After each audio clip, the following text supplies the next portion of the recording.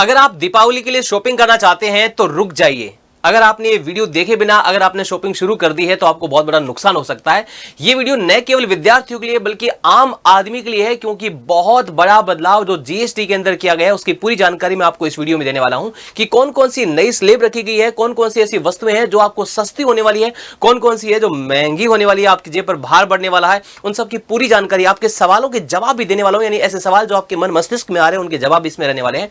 2017 में जो जीएसटी शुरू हुआ था उसमें बहुत बड़ा बदलाव अब 2025 में किया गया है। जब भी कोई नया कानून आता है तो उस समय इतना ध्यान नहीं रहता, लेकिन जब उसका एनालिसिस किया जाता है तो पता चलता है कि यार इसमें तो बहुत सारी ऐसी चीजें हमने कर दी जो आम आदमी के ऊपर बड़ा भार बन गई है, और उस भार को कम करने का जो प्रयास किया गया है वो वास्तव में इस वीडियो को देखने के बाद में आपको मजा आ जाएगा। तो चलिए शुरू करते हैं बिना किसी देरी के।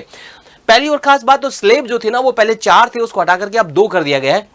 दूसरी खास बात इसका जो इंप्लीमेंट है कि भाई जीएसटी जो है वो लागू जो करेंगे हम 1 जनवरी 2026 से करने वाले थे, लेकिन तोहफा आपको क्या मिल गया है, ये सारा का सारा अप्लाई कब होने वाला है, 22 सितंबर 2025 से ही होने वाला है। यानी अगर आप शॉपिंग करने वाले हैं तो 22 सितंबर से पहले मत कीजिएगा। क्या क्या बदलाव है, क्या कौन कौन से बदलाव है, उसकी जानकारी मैं आपको देने वाला हूं। सबसे पहला और खास बदलाव सवालों पर ले चलते हैं कि कहां पर।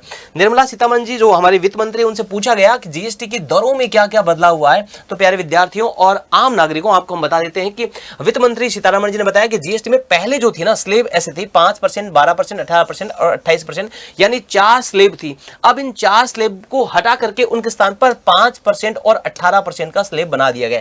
यानी सीधी सी बात है कि जो हमारे 12% और 18% थी, ये वाली 12% और 28% वाली, उनको किस में मर्ज किया जाएगा, 28 वाली को और 12 वाली को या तो 18% में मर्ज किया जाएगा और या फिर 5% में मर्ज किया जाएगा। यानी ये 2 दरें जो है वो समाप्त कर दी गई है।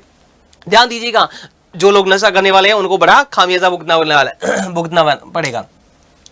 तंबाकू, पान मसाला, कार्बोनेटेड ड्रिंक्स, लग्जरी सामान जैसे बड़ी कारें, याट, व्यक्तिगत उपयोग के लिए तो उसमें 40% टैक्स देना पड़ेगा। यानी जो लग्जरी चीजें यूज करते हैं भाई साहब उनको झटका लगने वाला है। उनको पहले 28% में वो चीजें मिलती थी, अब उनको 40% देना पड़ेगा। मान लीजिए फॉर एग्जांपल कोई 10 लाख रुपए की चीज आ रही है, आपकी कोई भी चीज आप खरीद रहे हैं, कोई गाड़ी वगैरह 10 लाख रुपए की आ रही है, 40% एक्स्ट्रा आपको देना पड़ेगा। 10 लाख का 40%, 4 लाख यानी 14 लाख रुपए आपको देना पड़ेगा। कुछ सामान जैसे यूएसटी, दूध, छेना, पनीर, रोटी, चपाती, पराठा, जीएसटी पूरी तरह से घटाकर 0%। आम आदमी के लिए सबसे बड़ी अपडेट है, ये सबसे बड़ी अपडेट है। यानी एक जो एकदम निम्न से निम्न वर्ग का आदमी, उसको भाई खाना तो खाना पड़ेगा, है ना, जो एकदम न्यूनतम आवश्यकता की चीजें वो तो यूज करनी पड़ेगी। उनको जैसे दूध, पनीर, रोटी, चपाती, पराठा, इन सब पर 0% टैक्स, 0%। मौज हो गई भाई, मौज हो गई, यानी बहुत सस्ता ये होने वाला है। और तंबाकू को छोड़कर नई दरें जो है 22 सितंबर से लागू हो जाएगी। सबसे अच्छी बात है, ये कब शुरू हो जाएगी, 22 सितंबर से शुरू हो जाने वाली है। और हमारी जो दीपावली से पहले ये शानदार तोहफा आपको दिया गया। दूसरा सवाल क्या आता है, जीएसटी दरों में बदलाव का मकसद क्या था, क्यों किया गया बदलाव भाई, जो 4 स्लैब थी उसको 2 में क्यों लाया गया, इसका रीजन क्या है। तो वित्त मंत्री जी ने बताया कि जीएसटी 2.0 का मकसद टैक्स ढांचे को सरल बनाना था। आम लोगों को टैक्स का बोझ कम करना है, आम जो लोग हैं, मध्यम वर्ग या निम्न वर्ग के लोग हैं, उन पर बोझ कम करना है, छोटे उद्योगों को बढ़ावा देना है। इसके अलावा जो इन्वेंटरी जो ड्यूटी स्ट्रक्चर उसको ठीक करना था। इन्वेंटरी ड्यूटी स्ट्रक्चर तब होता है जब कच्चे माल पर जीएसटी की दर तैयार उत्पाद से ज्यादा होती है। भाई जो रॉ मटेरियल उस पर टैक्स ज्यादा लग जाता है, इसको कम करना था। इससे उत्पादन क्या हो जाता है, महंगा हो जाता है, क्योंकि निर्माता को कच्चे माल पर ज्यादा टैक्स देना पड़ता है लेकिन तैयार माल पर कम टैक्स लगता है, तो इसलिए इसमें बदलाव किया गया। तीसरा सवाल दिमाग में आता है कि इन बदलावों से आम आदमी को क्या फायदा होगा। ये हमारे से जुड़ी हुई चीज है, क्या फायदा होगा, ये बदलाव आपकी जेब पर बोझ कम करेंगे। रोज के सामान, खाने की चीजें, छोटी छोटी गाड़ियां सस्ती हो जाएगी। यानी अगर आपको गाड़ी ऐसी लेनी है, चाहे 2 व्हीलर या 4 व्हीलर, जो ज्यादा लग्जरी नहीं हो, तो मतलब फायदा आपको होने वाला है। व्यक्तिगत, परिवार, बुजुर्ग लोगों के स्वास्थ्य बीमा पर 18% टैक्स जो था वो हट गया। सबसे बड़ा बदलाव, भारत के लोग हेल्थ इंश्योरेंस लेते नहीं। क्यों, एक तो हेल्थ इंश्योरेंस महंगा और दूसरा 18% टैक्स लग करके और महंगा। मान लो कि 10,000 रुपए आपका कोई हेल्थ इंश्योरेंस आ रहा है, 18% और इस पे लगता था। अप्रोक्सीमेटली इसको 20% 2,1800 रुपए और इसमें लगता था, वो फालतू में लगते थे। अब उसको 0 कर दिया गया है, तो इससे आपका इंश्योरेंस जो है वो सस्ता हो जाएगा और इससे ज्यादा लोग इसको ले पाएंगे।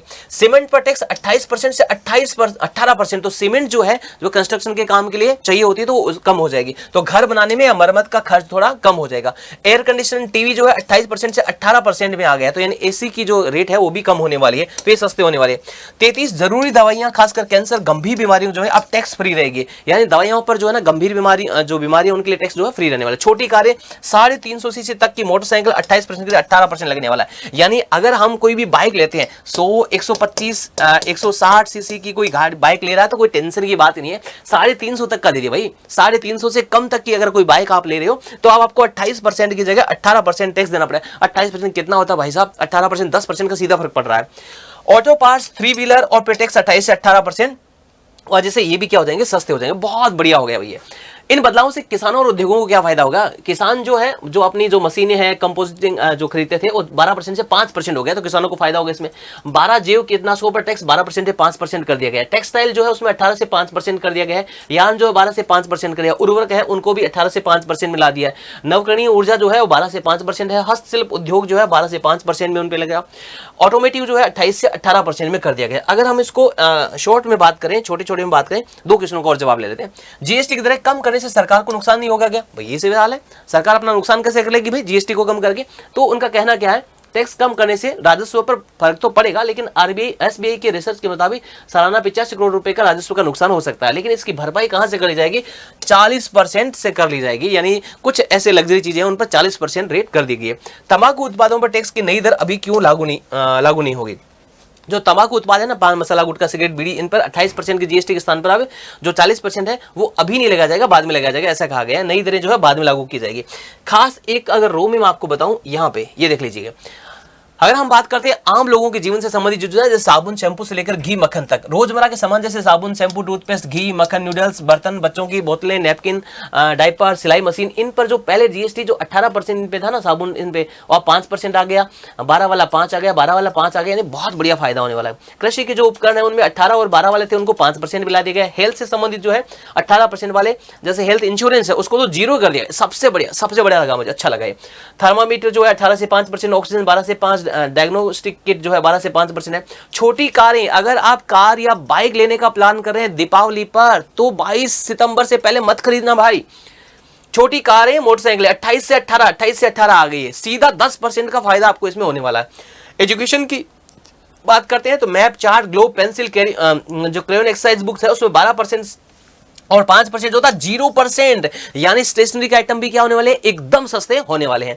इलेक्ट्रॉनिक डिवाइस जो है ना, एयर कंडीशन जो 28 से 18% है। टीवी 32 इंच से बड़ा अगर आप लेते हैं, बड़ी होती है, तो 28% से 18% है। वॉशिंग मशीन 28 से 18% पे। वॉशिंग मशीन भी अगर आप लेने का प्लान कर रहे हैं तो 22 सितंबर से पहले मत लेना, बाद में लेना।